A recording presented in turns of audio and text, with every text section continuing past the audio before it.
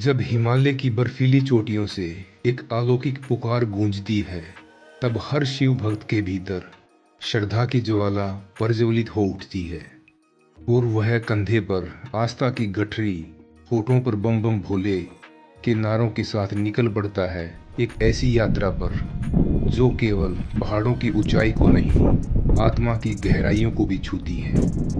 ये है अमरनाथ यात्रा।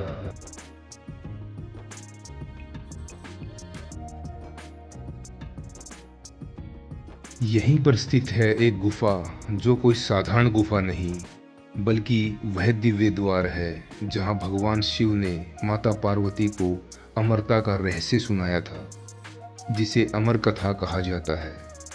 यही वह रहस्य है जो आज भी हिमलिंग के रूप में जीवित है।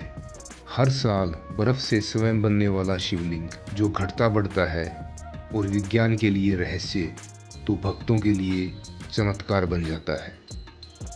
कहते हैं इस कथा को दो कबूतरों ने भी सुन लिया था, जो आज तक अमर हैं और गुफा के आसपास देखे जाते हैं। सदियों पुरानी इस गुफा की महिमा वेदों, पुराणों और लोक गाथाओं में गूंजती है और अब 2025 में यह आस्था और इतिहास फिर जीवित होगा, जब 8 लाख से अधिक श्रद्धालु इस महायात्रा का हिस्सा बनेंगे। तो आइए इस अद्भुत यात्रा के इतिहास, रहस्यों और आस्था की गहराइयों में उतरें, जहां शिव स्वयं प्रतीक्षा कर रहे हैं। अमरनाथ गुफा का इतिहास सिर्फ एक धार्मिक स्थल की कथा नहीं, बल्कि सनातन संस्कृति की उस दिव्य धरोहर का हिस्सा है जो वैदिक युग से भी पहले की प्रतीत होती है। यह वही रहस्यमयी गुफा है जहां स्वयं भगवान शिव ने माता पार्वती को अमरता का महान रहस्य अमर कथा सुनाया था। कहते हैं माता पार्वती ने एक दिन भोलेनाथ से पूछा, हे महादेव, आप तो जगत के देव हैं, मृत्युंजय हैं, अमर हैं, परंतु मैं भी आपकी अर्धांगिनी हूँ, फिर मैं अमर क्यों नहीं? इस प्रश्न पर शिव जी गंभीर हो उठे और उन्होंने अमरता के गूढ़ रहस्य को प्रकट करने का निर्णय लिया, परंतु केवल उस स्थान पर जहां कोई और जीव इस कथा को न सुन सके। इसके लिए उन्होंने एकांत, बर्फ से ढकी निर्जन गुफा का चयन किया और वहां पहुंचने से पहले वे अपने सभी प्रतीकों का त्याग करते गए। नंदी बैल को पहाड़ों पर छोड़ा, चंद्रमा को आकाश में छोड़ दिया, गंगा को पृथ्वी पर प्रवाहित किया, नागों को हटाया, पंच तत्वों का विसर्जन किया और अंततः अपनी जटाएं तक त्याग दी। जब वे गुफा के भीतर पहुंचे तो वहां उन्होंने पार्वती को अमर कथा सुनाई, परंतु कथा के बीच में ही एक चमत्कार हुआ। गुफा में मौजूद दो कबूतरों ने भी यह रहस्य सुन लिया और वे उसी क्षण अमर हो गए। आज भी हजारों श्रद्धालु दावा करते हैं कि उन्हें गुफा के भीतर उस दिव्य कबूतर जोड़े के दर्शन होते हैं, जो इस रहस्य के साक्षी हैं। अमरनाथ गुफा केवल हिमलिंग का स्थान नहीं, बल्कि ब्रह्मांड की सबसे अद्भुत कथा का मंच है, जहां मृत्यु पर भी विजय प्राप्त की गई थी। और यही कारण है कि यह स्थल आज भी आस्था, रहस्य और चमत्कारों का केंद्र बना हुआ है। इतिहासकारों का मानना है कि अमरनाथ गुफा की पुनः खोज 11वीं शताब्दी में कश्मीर के राजा सामदीमत ने की थी। राजतरंगिणी, जो कश्मीर के इतिहास का प्राचीन और प्रमुख ग्रंथ है, उसमें उल्लेख मिलता है कि कई कश्मीरी राजा इस पवित्र गुफा की यात्रा किया करते थे, जिससे यह स्पष्ट होता है कि अमरनाथ गुफा तब भी आस्था और श्रद्धा का महत्वपूर्ण केंद्र थी। हालांकि समय के साथ, विशेष रूप से 15वीं शताब्दी में जब कश्मीर में मुस्लिम शासकों का प्रभाव बढ़ा, तब इस यात्रा का प्रचार प्रसार धीमा पड़ गया और कई वर्षों तक यह तीर्थ स्थान अज्ञात सा बन गया। बावजूद इसके, लोक कथाओं, संतों और साधुओं की वाणी और स्मृति ने इस पवित्र स्थान की आस्था को बुझने नहीं दिया। गांवों में गाथाएं सुनाई जाती रही, जहां लोग अमरनाथ की गुफा और वहां चमत्कारी हिमलिंग के प्रकट होने की कहानियां सुनकर भाव विभोर होते रहे। इन कथा प्रवाहों ने अमरनाथ को सिर्फ एक धार्मिक स्थल नहीं, बल्कि एक आध्यात्मिक ऊर्जा का केंद्र बना दिया, जिसकी लौ समय के अंधकार में भी जलती रही। यह वही लौ थी जिसने आने वाले युगों में फिर से इस तीर्थ को जन जन की श्रद्धा का केंद्र बना दिया। लोक कथाओं के अनुसार अमरनाथ गुफा की आधुनिक पुनः खोज की कहानी 1850 के आसपास एक मुस्लिम गडरिये मलिक से जुड़ी है। कहते हैं कि एक दिन वह अपनी भेड़ों के झुंड के साथ पहाड़ों की ऊंचाई पर पहुंच गया था। तभी उसकी एक भेड़ फिसलकर बर्फीले रास्ते से गुफा के भीतर चली गई। जब मलिक उसे ढूंढते हुए गुफा के भीतर पहुंचा तो उसने वहां एक चमत्कारी दृश्य देखा। एक विशाल बर्फ से बना शिवलिंग जो प्रकृति द्वारा रचा गया था। यह दृश्य इतना अलौकिक था कि मलिक स्तब्ध रह गया। यही क्षण अमरनाथ यात्रा के वर्तमान स्वरूप की शुरुआत का माना जाता है। इस खोज के बाद मलिक परिवार को गुफा के संरक्षण का अधिकार मिला और आज भी उन्हें श्रद्धालुओं से मिलने वाले दान का एक निश्चित हिस्सा प्राप्त होता है। बाद में डोगरा राजाओं ने इस तीर्थ को राजकीय संरक्षण और आयोजन के रूप में स्थापित कर दिया, जिससे यह यात्रा एक महायात्रा में बदल गई। अमरनाथ गुफा में बनने वाला बर्फ का शिवलिंग एक ऐसा अलौकिक रहस्य है जो आज भी विज्ञान और अध्यात्म के बीच बहस का विषय बना हुआ है। यह कोई साधारण बर्फ नहीं, बल्कि श्रद्धा चमत्कार का अद्वितीय संगम है। हर वर्ष सावन के पावन माह में जब गुफा की छत से बर्फ की बूंदें टपकती हैं तो धीरे धीरे एक दिव्य आकार उभरता है, हिमरूपी शिवलिंग। यह शिवलिंग पूर्णिमा के दिन अपने पूर्ण वैभव में होता है, मानो स्वयं शिव उस क्षण धरती पर अवतरित हो गए हों। परंतु अद्भुत यह है कि जैसे जैसे चंद्रमा क्षीण होता है वैसे वैसे यह शिवलिंग भी लुप्त होता जाता है और अमावस्या को एकदम गायब हो जाता है। यह घटना हर साल घटती है, पर इसका रहस्य आज तक कोई वैज्ञानिक या विद्वान नहीं सुलझा पाया है। विज्ञान इसे एक सामान्य ग्लेशियर प्रक्रिया कहता है, लेकिन आस्था कहती है यह शिव का साक्षात प्रमाण है। इसके अलावा अमरनाथ यात्रा के दौरान श्रद्धालुओं ने अनेकों चमत्कारों का जीवंत अनुभव भी किया है।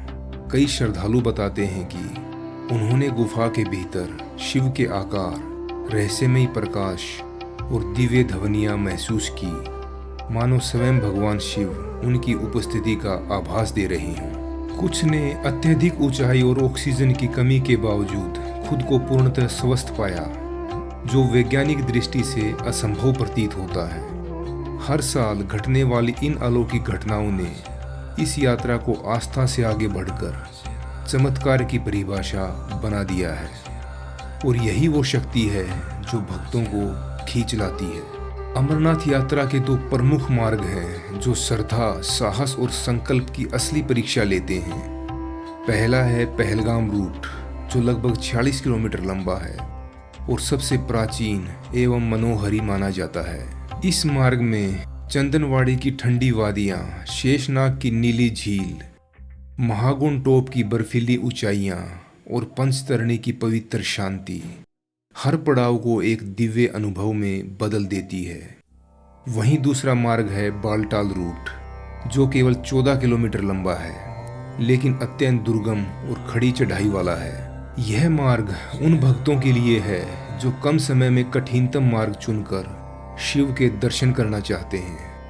कई लोग एक ही दिन में इस मार्ग से गुफा जाकर लौट भी आते हैं। दोनों मार्गों में प्रकृति की चुनौती छिपी है, लेकिन जब भक्त हर हर महादेव की गूंज के साथ आगे बढ़ते हैं तो पर्वत भी उनके आगे झुक जाते हैं। अमरनाथ यात्रा सावन मास में होती है, जो शिव भक्ति का सबसे पावन समय माना जाता है। इस मास में शिव की उपासना का विशेष महत्व है और अमरनाथ की यात्रा तो जैसे स्वयं शिव के द्वार तक पहुंचने जैसा अनुभव देती है। श्रद्धालु मानते हैं कि इस यात्रा को सच्चे मन से करने मात्र से जन्म जन्मांतरण के पापों का नाश हो जाता है और आत्मा को मोक्ष की प्राप्ति होती है।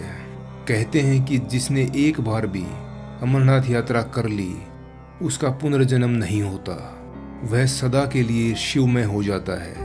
यही है इस यात्रा का अद्भुत रहस्य।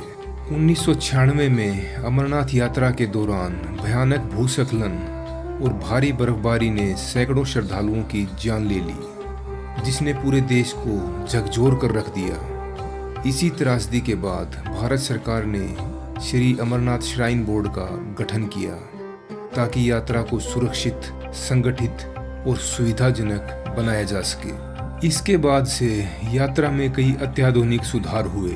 हेलीकॉप्टर सेवाएं, डिजिटल पंजीकरण, मेडिकल चेकअप, जीपीएस ट्रैकिंग और हर पड़ाव पर टेंट सिटी जैसी सुविधाएं शामिल की गई। यह बोर्ड आज हर साल लाखों श्रद्धालुओं को एक सुरक्षित और सुव्यवस्थित अनुभव देने का कार्य कर रहा है।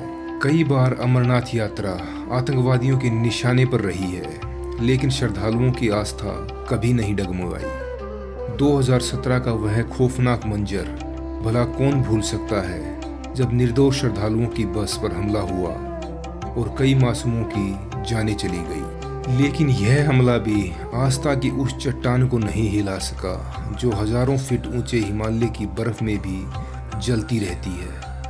हर साल लाखों श्रद्धालु भारी जोखिम के बावजूद बाबा बर्फानी के दर्शन को निकलते हैं ताकि आतंक के अंधेरे में भी आस्था की ज्योति जलती रहे। यह यात्रा अब केवल धार्मिक नहीं, अद्भुत साहस की मिसाल बन चुकी है। 22 अप्रैल 2025 को पहलगाम की वादियां उस वक्त दहशत से कांप उठी जब आतंकवादियों ने निर्दोष पर्यटकों पर घातक हमला कर 26 लोगों की निर्ममता से हत्या कर दी। यह हमला केवल एक क्रूर हिंसा नहीं था, बल्कि अमरनाथ यात्रा और कश्मीर की पर्यटन परंपरा को डर के साए में धकेलने की एक साजिश थी।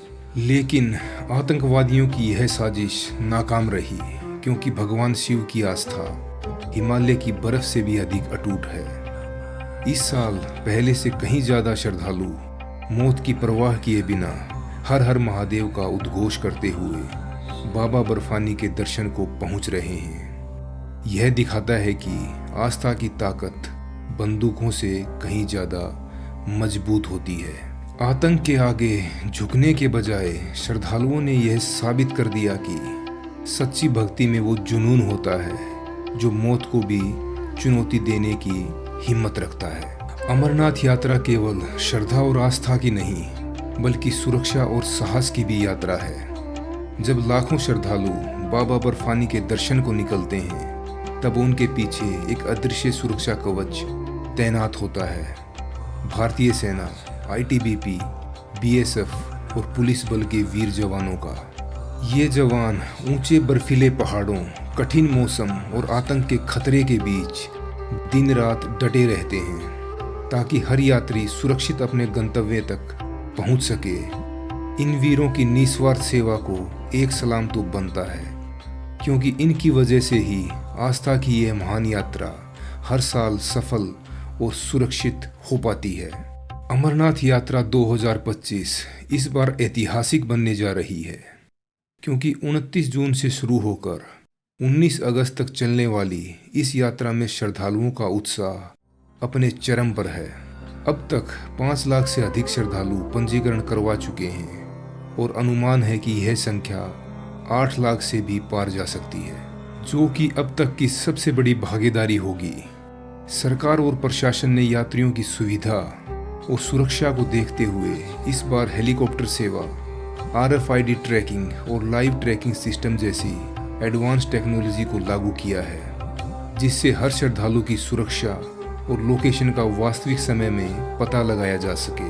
यह न केवल एक आध्यात्मिक अनुभव है, बल्कि तकनीक और आस्था के संगम का अद्भुत उदाहरण भी बन चुका है। बाबा बर्फानी की महिमा और भक्तों का विश्वास इस बार नए कीर्तिमान रचने को तैयार है। अब श्रद्धालुओं के लिए वर्चुअल अमरनाथ यात्रा की सुविधा भी उपलब्ध है। मोबाइल ऐप और वेबसाइट के जरिए लाइव दर्शन, ऑनलाइन आरती और चढ़ावा भी संभव हुआ है।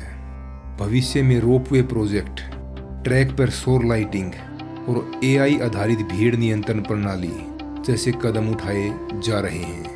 अमरनाथ यात्रा का अंत एक पड़ाव नहीं, बल्कि एक नई चेतना की शुरुआत है।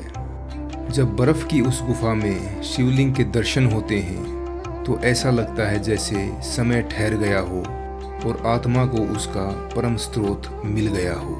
लौटते वक्त बैग में प्रसाद होता है, लेकिन दिल में सुकून, आंखों में विश्वास और जीवन में एक नई दिशा होती है। यह यात्रा सिखाती है कि शिव बाहर नहीं, हमारे भीतर है, बस उन्हें महसूस करने की ज़रूरत है। तो उठिए, चलिए उस पुकार की ओर, क्योंकि शायद इस बार बाबा बर्फानी ने आपको सच में बुलाया हो। हर हर महादेव।